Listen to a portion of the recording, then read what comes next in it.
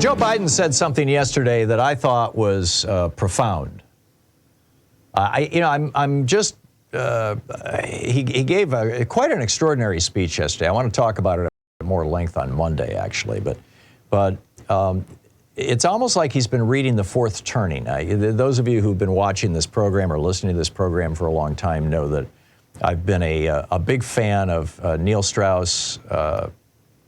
William Strauss and Neil Howe's book, The Fourth Turning, and the book before that, Generations of America. Now Neil Howe has a new book out, The Fourth Turning is here. And in that book, they suggest that there are these 80-year cycles where the country goes through a period of crisis, typically economic crisis, followed by war, followed by economic collapse, or actually it starts out economic collapse and then war.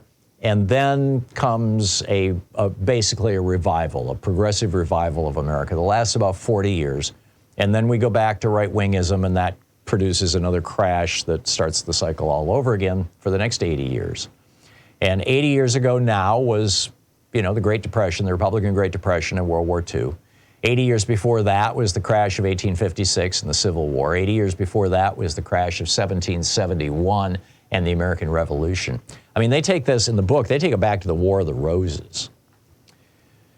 So anyhow, that would, 80 years is if you figure 20 years per generation, that's roughly every 4 generations. And this is what Biden said yesterday. He said there comes a time, maybe every 6 or 8 generations, and I think he was thinking 60 or 80 years. But anyhow, he says there comes a time, and this was an off-the-cuff comment, by the way. This was not a scripted speech. He said there comes a time every 6 or 8 generations when the world changes in a very short time. We are at that time now. And I think what happens in the next 2 to 3 years is going to determine what the world looks like for the next 5 or 6 decades. This is the President of the United States. There comes a time every few generations when the world changes in a very short time. We are at that time now. He is so right.